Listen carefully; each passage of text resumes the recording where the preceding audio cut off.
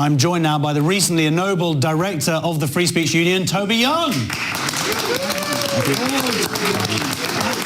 So this was a sort of fortuitous week for you to make your maiden speech in that way because of the EHRC coming forward in this manner and steps to point out what a threat this could be to free speech. Yeah, I thought the briefing by the Equality and Human Rights Commission about the impact, it was about the bill in general, but quite a lot of it was about the impact of Clause 20, the banter clause. And it was really quite critical.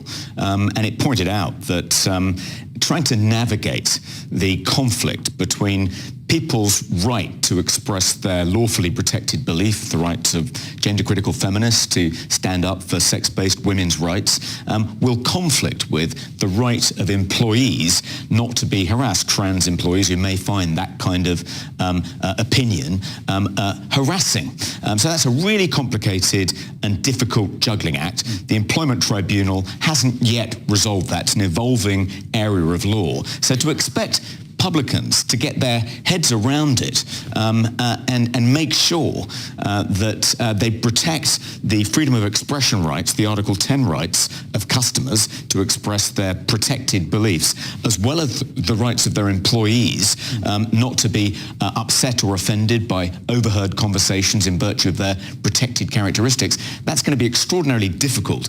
And the word I think the EHRC used was challenging. But for challenging, read expensive, which is why I said in my speech it could be the final nail in the coffin for thousands of pubs which are already struggling with things like the rise in national insurance contributions.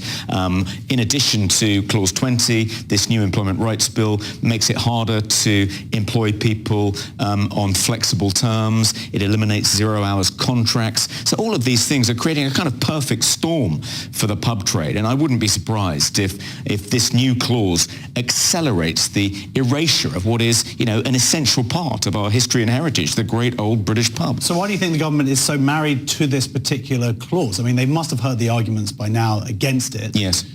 To still go through with it seems like self-harm, as well as harming places like pubs and free speech. Extending employer liability for the harassment of their employees by third parties. At the moment, they're only liable for the harassment of their employees by other employees, which is why you have all these kind of diversity courses and codes of conduct and policies in workplaces up and down the country. But extending it in this way to include members of the public, customers, that was originally part of the Equality Act, but it was repealed in 2013 when it was heavily criticised by employers. Who said, how can we possibly be expected to police the conversations of members of the public? It's one thing to ask us to, police the conversations of our employees, to send them on training courses, to limit our liability by saying they have to comply with these workplace policies. But how can they do it when it comes to members of the public? So it was repealed in 2013. But this government is bringing it back. There was an attempt in a private member's bill to bring it back a couple of years ago, a bill called the Worker Protection Bill. But there was a rebellion in the House of Lords, and this clause, third-party harassment, was stripped out. But now it's come back again.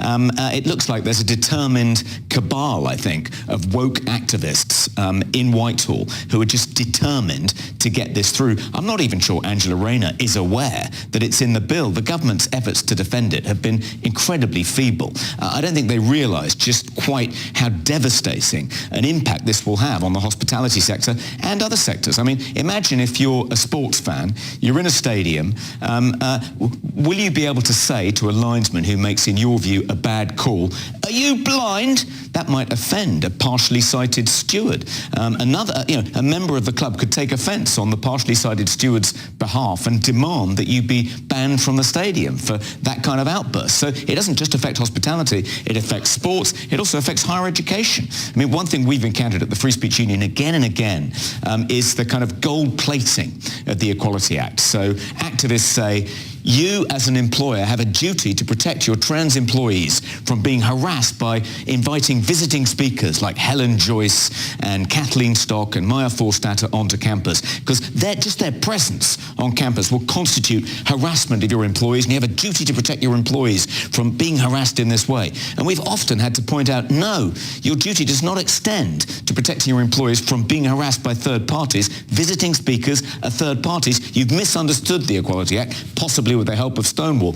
But now that wishful thinking about the Equality Act that woke activists have been trying to claim on its behalf for years will be true if this clause goes through.